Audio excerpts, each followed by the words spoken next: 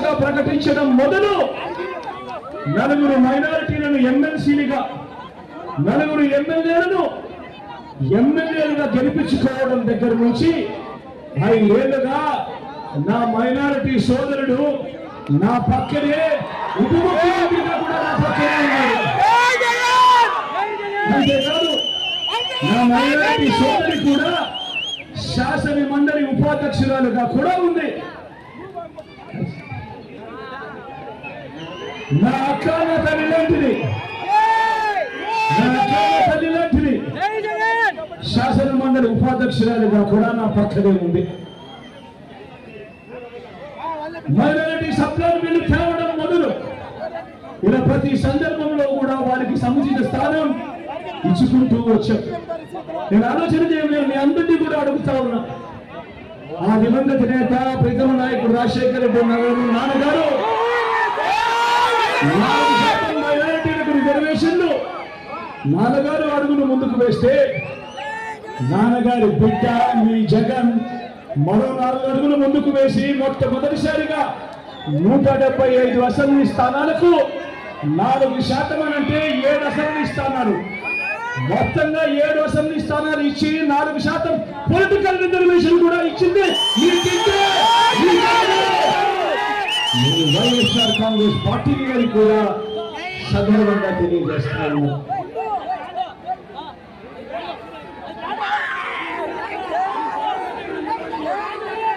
ఇక్కడే మీ అందరికీ కూడా పంచుకుంటా ఉన్నాను. నేను ప్రతి సందర్భంలో ఎందుకంటానో తెలుసా? నా ఎస్సీలని, నా బీసీలని, నా మైనారిటీలని ఎందుకంటానో తెలుసా? కారణం, ఒక ముఖ్యమంత్రి స్థాయిలో ఉన్న వ్యక్తి ఎప్పుడైతే ఇంత బాహాటంగా నా నా నా నా నా అని పిలుచుకుంటూ, ఎప్పుడైతే ఇంత బాహాటంగా ఈ బలహీన వర్గాల మీద ఎప్పుడైతే ప్రేమ చూపిస్తారో, అప్పుడు ఈ బలహీన వర్గాలకు గ్రామ స్థాయి నుంచి రాష్ట్ర స్థాయి దాకా కూడా వాళ్ళకు గౌరవం పెరుగుతుంది, ఆత్మ గౌరవం పెరుగుతుంది, ఆత్మస్థైర్యం పెరుగుతుంది. అది జరగాలి అనే తాపత్రయంతోనే నేను బిడ్డ ఈ 59 నెలల పాలనలో ఒక యజ్ఞాన్ని చేశాడని కూడా ఈ సందర్భంలో మీ అందరికీ కూడా తెలియజేస్తాను. ఈరోజు కడప జిల్లా రాజకీయాలు కాబట్టి ఇక్కడ ఏం జరుగుతా ఉందో కూడా మీ అందరికీ తెలుసు కాబట్టి, ఇక్కడ మరొక విషయం కూడా మేమందరితో కూడా మీ అందరినీ కూడా ఆలోచన చేయమని కోరుతా ఉన్నా. ఇవాళ మీ అందరికీ చెప్తా ఉన్నా, నేను ఎప్పుడూ అంటా ఉంటా, కడప జిల్లాలో ఉన్నంత రాజకీయ చైతన్యం ఆంధ్ర రాష్ట్రంలో బహుశా అతి కొద్ది జిల్లాలకు మాత్రమే ఉంటుంది. ఎందుకంటే నాకు బాగా గుర్తుంది, నాన్నగారు చనిపోయిన తర్వాత మీ బిడ్డను ఏ రకంగా కాంగ్రెస్ పార్టీ అప్పట్లో ఇబ్బంది పెట్టింది అని. ఆ ఇబ్బంది పెట్టే సమయంలో మీ బిడ్డ ఇదే కడప గడ్డబీడ నుంచి ఇండిపెండెంట్ గా అప్పటికప్పుడే వైఎస్ఆర్ కాంగ్రెస్ పార్టీ స్థాపించి ఇండిపెండెంట్ గా సింబల్ కూడా రానప్పుడు కేవలం 14 రోజులు మాత్రమే ఆ సింబల్ మనకు వచ్చిన పరిస్థితులు ఉన్నప్పుడు ఇదే గడ్డ మీద మీ బిడ్డతో మీరు నిలబడి మీరు ఇచ్చిన మెజారిటీ ఏకంగా 5,45,000 మెజారిటీ ఇచ్చారు. ఈరోజు ఆ 5,45,000 మెజారిటీతో మీరు ఇచ్చారు. ఆ ఇచ్చిన మీ మెజారిటీతో మీ బిడ్డ ఢిల్లీలో ప్రమాణ స్వీకారం చేస్తూ ఉంటే పార్లమెంట్ భవనంలో ఉన్న ప్రతి తలకాయ కూడా ఎవరి జగన్ చెప్పి చూశారు. అంతటి చైతన్యం ఉన్న జిల్లా నా కడప జిల్లా. ఇటువంటి కడప రాజకీయాన్ని మన ప్రజల ప్రయోజనాలను వైఎస్ఆర్ మీద అభిమానం ఉన్నా మన ప్రజలు నిర్ణయించాలా, లేక వైఎస్ఆర్ అనే పేరే కనబడకుండా చేయాలని ప్రయత్నిస్తా ఉన్నా వైఎస్ఆర్ శత్రువులు నిర్ణయించాలా అన్నది మీరందరూ కూడా ఆలోచన చేయమని కోరుతా ఉన్నా. 100 కంటే తక్కువ ఓట్లు వచ్చిన పార్టీలకు కంటే తక్కువ ఓటు వచ్చిన పార్టీలతో, రాష్ట్ర విభజన చేసిన దుర్మార్గులతో మన ప్రజలు జత కట్టాలా అని అడుగుతా ఉన్నాడు మీ బిడ్డ.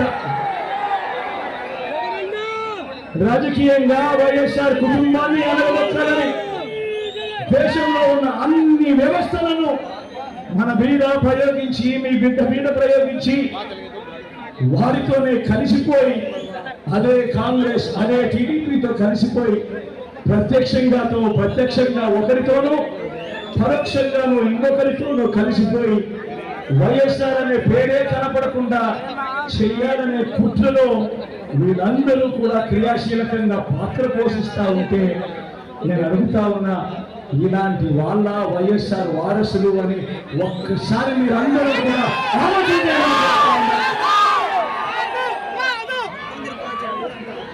వైఎస్ఆర్ గారి మరణం తర్వాత, నాన్నగారి మరణం తర్వాత ఆయన పేరును, ఆయన రెప్యుటేషన్ ను సమాధి చేయాలని చూసిన పార్టీ, ఆయన పేరును చార్జ్ షీట్ లో పెట్టిన పార్టీ, ఆయన కొడుకును అన్యాయంగా 16 నెలలు జైల్లో పెట్టారు. నేను అడుగుతా ఉన్నా, నా 16 నెలలు నాకు ఎవరిస్తాను అని అడుగుతా ఉన్నా.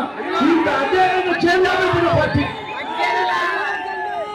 ఇప్పుడు రాజకీయ స్వార్థం కోసం మరింత పని తెగించి ఆ ఛార్జ్ షీట్ లో వైఎస్ఆర్ గారి పేరునట, నాన్నగారి పేరునట మనంతటా మనమే పెట్టించామంట ఛార్జ్ షీట్ లో.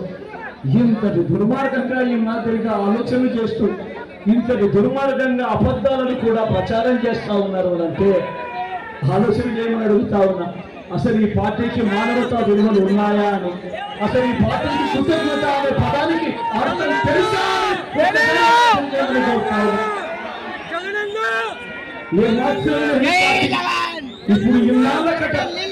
ఇప్పుడు ఇన్ని సంవత్సరాలకు నాన్న చనిపోయింది 2009, నాన్న చనిపోయింది 2009. ఆ తర్వాత ఆ కుటుంబాన్ని వాళ్ళు ఏ రకంగా ఇబ్బందులు పెట్టారో అని మీ అందరికీ కూడా తెలుసు. ఈ రోజు ఇన్ని సంవత్సరాల తర్వాత ఈ రోజు ఇప్పుడు నాన్న సమాధి దగ్గరికి వస్తారంట, రూపాయలకు వస్తారంట, నాన్న సమాధి దగ్గరికి వస్తారట, చూడడానికి వస్తారట, ఢిల్లీ నుంచి వస్తారట, ఇన్ని సంవత్సరాల తర్వాత వస్తారట, ఎన్నికల వేళ వస్తారట,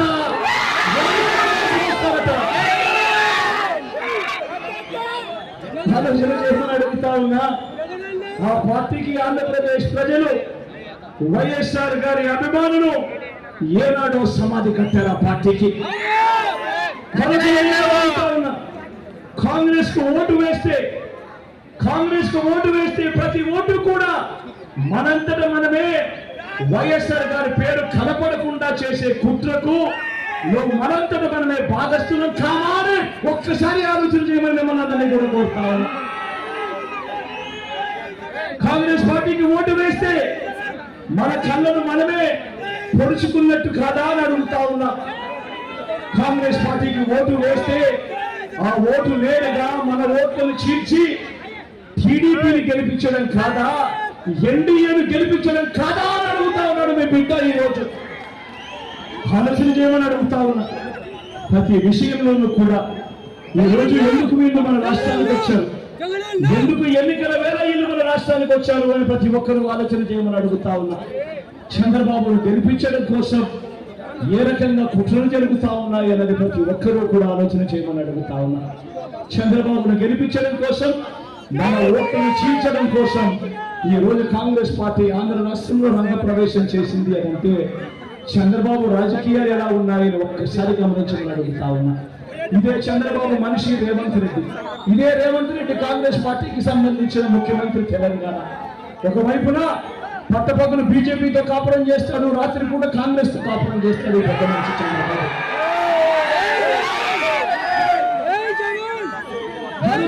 అడుగుతా ఉన్నా, ఈ రోజు రాజకీయాలు ఎంతగా దిగజారిపోయాయి అని చెప్పి. నాన్నగారు బతుకున్నప్పుడు నాన్నగారు ఎవరితో అయితే విభేదించారో, నాన్నగారు ఎవరితో అయితే యుద్ధం చేశాడో, నాన్నగారే కాదు నాన్నను అభిమానించే ప్రతి గ్రామంలో ఉన్న కార్యకర్త ఎవరితో అయితే యుద్ధం చేశాడో ఇవాళ వైఎస్ఆర్ వారసులను చెప్పుకుంటున్న వాళ్ళు ఇవాళ అదే ఈనాడుతోనూ, అదే ఆంధ్రజ్యోతి రాధాకృష్ణతోనూ, అదే చంద్రబాబుతోనూ ఈరోజు చట్టా పట్టాలు వేసుకొని ఈరోజు వాళ్ళను గెలిపించడం కోసం మన ఓట్లను విడగొట్టాలని చెప్పి ప్రయత్నం చేస్తా ఉన్నారంటే ఇంతకన్నా హేయమైన రాజకీయాలు రాష్ట్ర చరిత్రలో ఎప్పుడైనా ఉంటాయా అన్నది ఆలోచన చేయమని అడుగుతా ఉన్నా. అదే విధంగా ఇంకొక విషయం కూడా చెప్తా ఉన్నా. ఈరోజు నా పక్కన అవినాష్ ఉన్నాడు.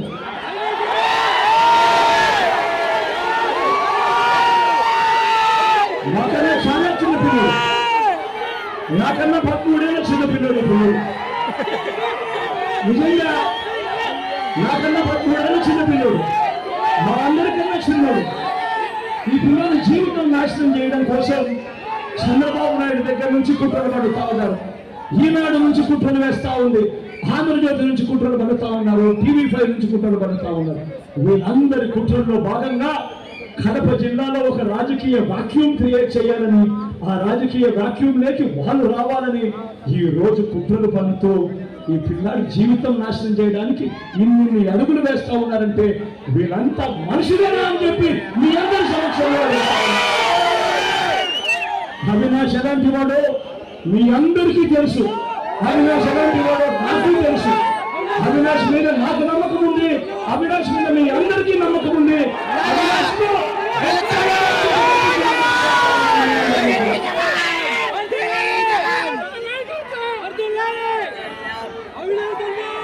రాజకీయాలు దిగజారిపోయాయి, రాజకీయాలలో మోసాలు కుట్రలు ఎక్కువైపోయాయి. చంద్రబాబు రాజకీయాలు ఎలా ఉంటాయి అన్నది ఒక్కసారి గమనిద్దామా? చంద్రబాబు రాజకీయాలు ఎలా ఉంటాయి ఒక్కసారి చూద్దామా? నేను ఇక్కడే అడుగుతా ఉన్నాను. 14 ఏళ్ళు ముఖ్యమంత్రిగా చేశానంటాడు చంద్రబాబు, 3 సార్లు సీఎంగా చేశానంటాడు చంద్రబాబు. మరి నేను అడుగుతా ఉన్నాను మీ అందరి సమక్షంలో, 14 ఏళ్ళు ముఖ్యమంత్రిగా చేసిన చంద్రబాబు పేరు చెప్తే ఏ పేరుకైనా కూడా ఆయన చేసిన ఒక స్కీమ్ కానీ, ఆయన చేసిన ఒక మంచి కానీ గుర్తుకు వస్తుందా అని అడుగుతా ఉన్నాను.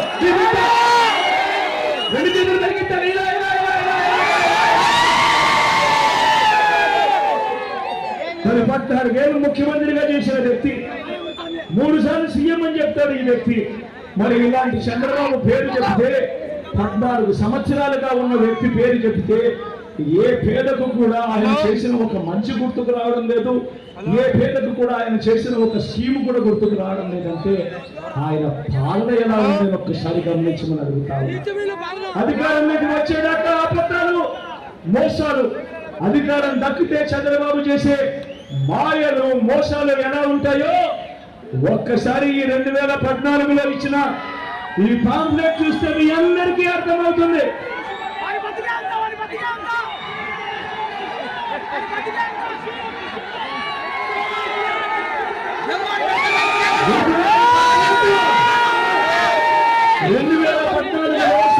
చంద్రబాబు సంతకం పెట్టి ఎన్నికలకు ముందు ముఖ్యమైన హామీలు అంటూ మీ ప్రతి ఇంటికి పంపించాడు ఈ పాంప్లెట్.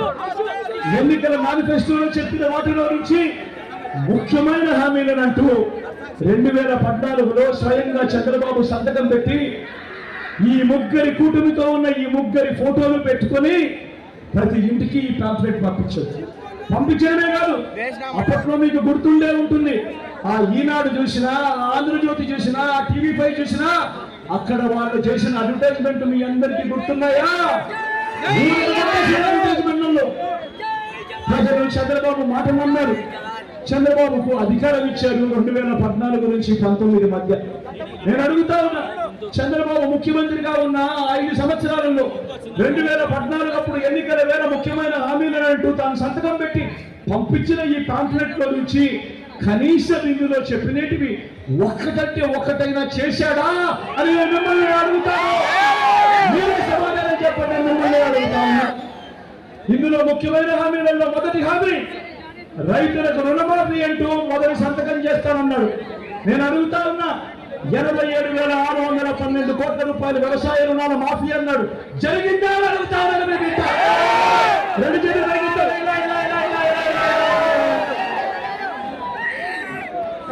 ఈ మనిషి చేసిన రెండవ హామీ పొదుపు సంఘాల రుణాలని రద్దు చేస్తానన్నాడు ఈ పెద్ద మనిషి చంద్రబాబు.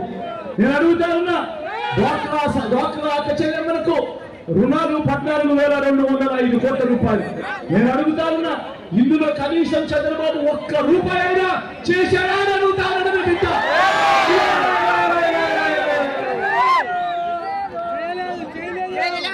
మూడో హామీ, ఆడబిడ్డ పుడితే మహాలక్ష్మి పథకం కింద 20,000 రూపాయలు బ్యాంకుల్లో వేస్తామన్నారు. నేను అడుగుతా ఉన్నా, ఇక్కడ ఇన్ని వేల మంది ఉన్నారు, మీలో ఏ ఒక్కరికైనా కూడా ఆడబిడ్డ పుడితే 25,000 రూపాయలు బ్యాంకులో వేస్తామన్నారు. కనీసం ఒక్క రూపాయి అయినా వేశారని అడుగుతామని బిడ్డ.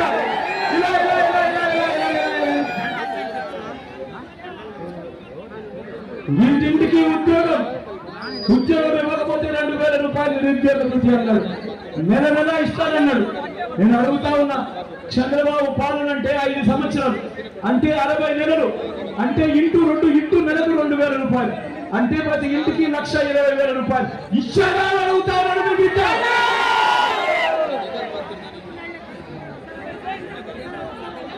అర్హులందరికీ 3 సెంట్ల స్థలం కట్టుకునేందుకు పక్కా ఇల్లు అన్నాడు. నేను అడుగుతా ఉన్నా, 3 సెంట్ల స్థలం కదా దేవుడు అడుగు. ఇక్కడ ఇన్ని వేల మంది ఉన్నారు, మీరు ఏ ఒక్కరికైనా కూడా 1 సెంటు స్థలం ఇచ్చారా చంద్రబాబు అడుగుతా.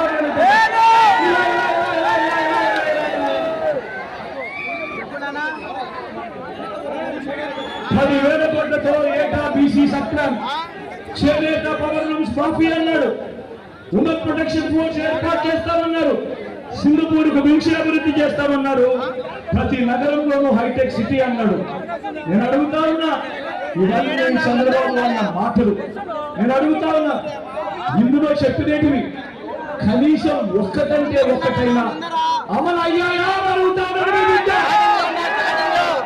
ఇలాంటి వాళ్ళని నమ్మచ్చా? తమ్ముడు నమ్మచ్చా? చెల్లెమ్మ నమ్మచ్చా? అక్క నమ్మచ్చా? మరి ఏమంటా ఉన్నారు వీళ్ళు ముగ్గురు? ఇప్పుడు ఇదే ముగ్గురు కలిసి ఏమంటా ఉన్నారు? వాళ్ళు ఏమంటా ఉన్నారు? సూపర్ 6 అంటా ఉన్నారు. నమ్మచ్చా? అక్క? నమ్మచ్చా? చెల్లెమ్మ? సూపర్ 7 అంటా ఉన్నారు. నమ్మచ్చా? ఇంటింటికి కేజీ బంగారం అంటా ఉన్నారు.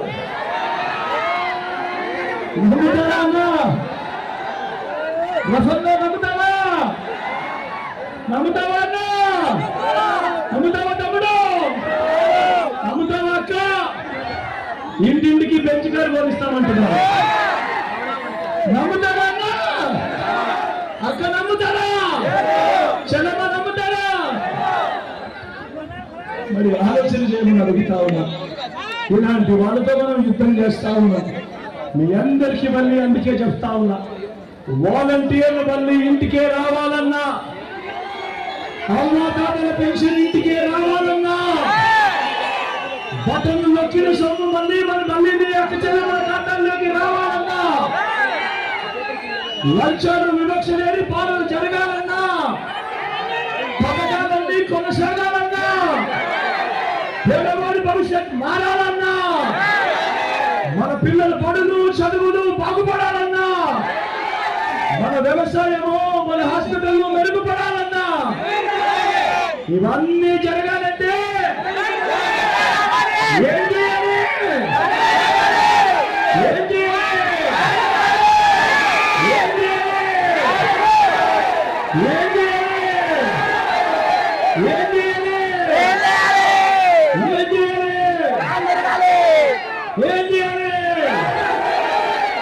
రెండు బట్టల్లో రెండు బట్టల్లో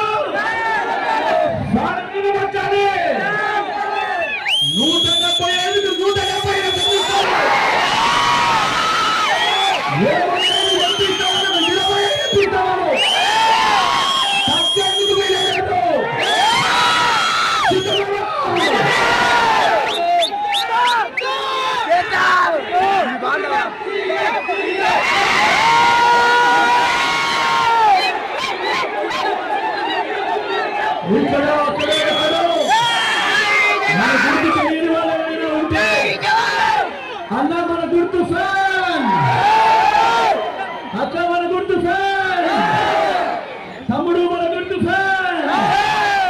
చెల్లెమ్మ మన గుర్తు ఫ్యాన్